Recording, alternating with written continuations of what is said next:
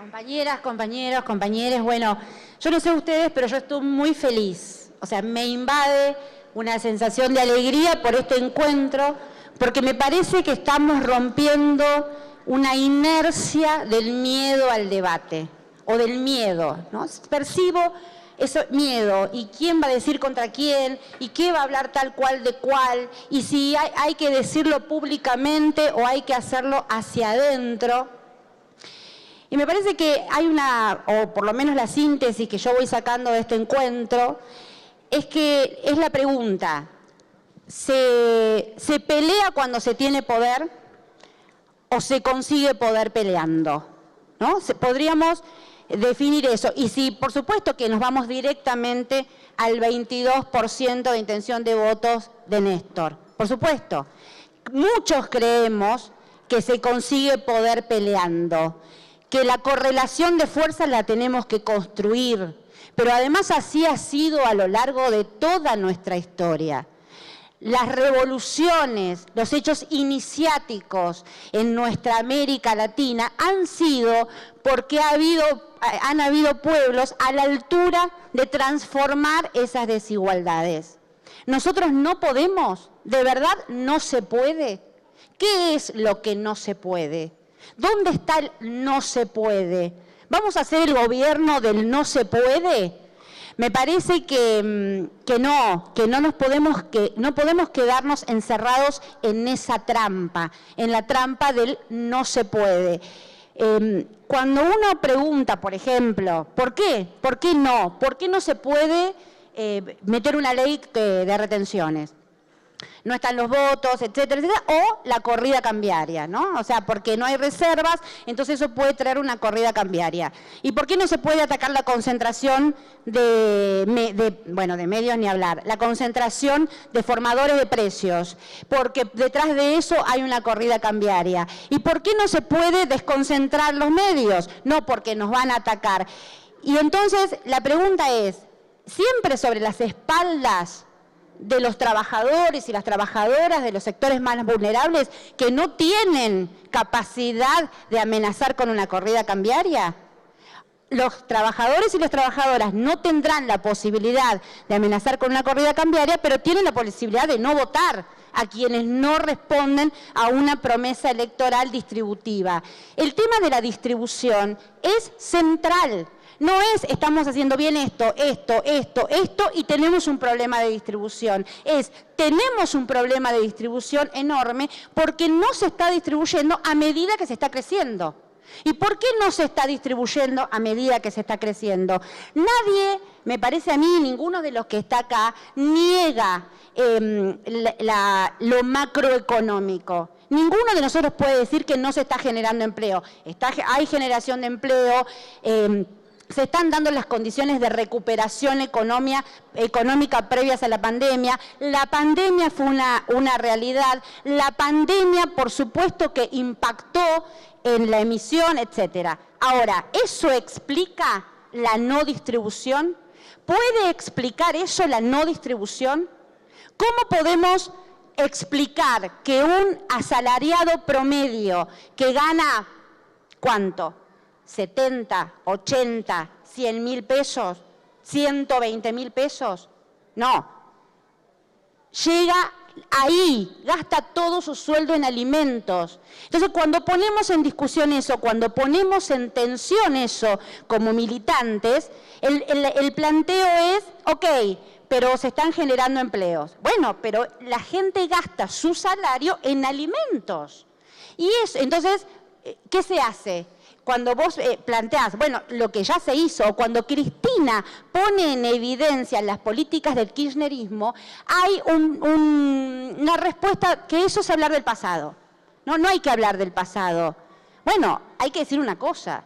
Hasta 2015, un asalariado promedio pagaba el alquiler, mantenía a los 2 pibes, se iba de vacaciones y ahorraba. Entonces, pensemos si hay que o no hablar del pasado. ¿Cómo no vamos a recuperar lo que ya hicimos? ¿Cómo no va a ser esa nuestra experiencia primaria, nuestra experiencia cercana?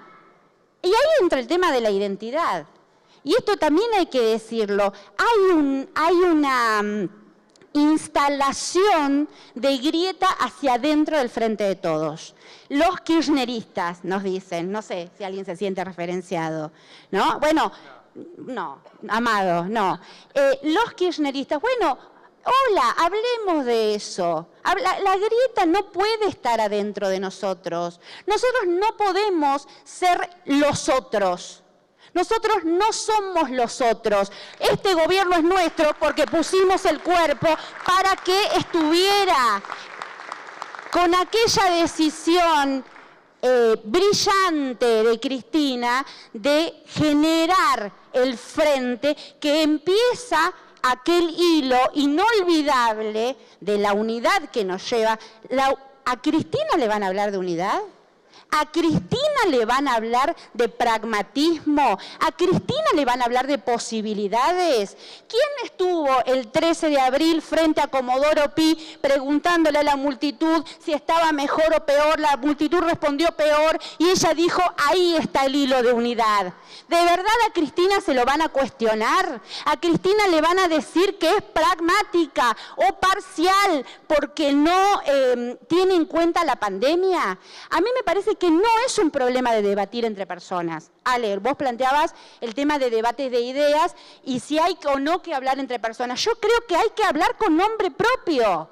Los grandes debates intelectuales de esta historia han sido con nombre propio. Desde ya es un presupuesto la honestidad intelectual. Lo único que limita el debate personal, intelectual, es la deshonestidad intelectual. Como lo único que nos limita en la crítica a este gobierno es construirnos en oposición. Porque nosotros, para construir una alternativa de un territorio en peligro, como en el que yo creo que estamos, creo que realmente estamos en peligro, creo que hay una batalla cultural que está dando la derecha y que nos ganan muchas veces esa batalla cultural, producto del contexto, producto de la guerra, producto de lo que no hacemos bien y producto de cómo camina el mundo.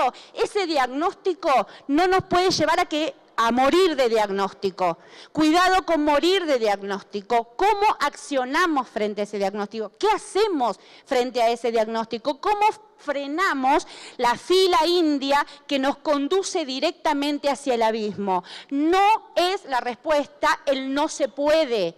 El no se puede no puede ser una realidad de nuestra construcción, porque si no, cerremos las persianas y eliminemos la lucha histórica que nos constituye como memoria colectiva. Si hubo una generación que le dio la pelea a una dictadura militar, imagínense si nosotros no vamos a disputar las retenciones. ¿Cómo podemos estar metidos en el no se puede, adentro del no se puede?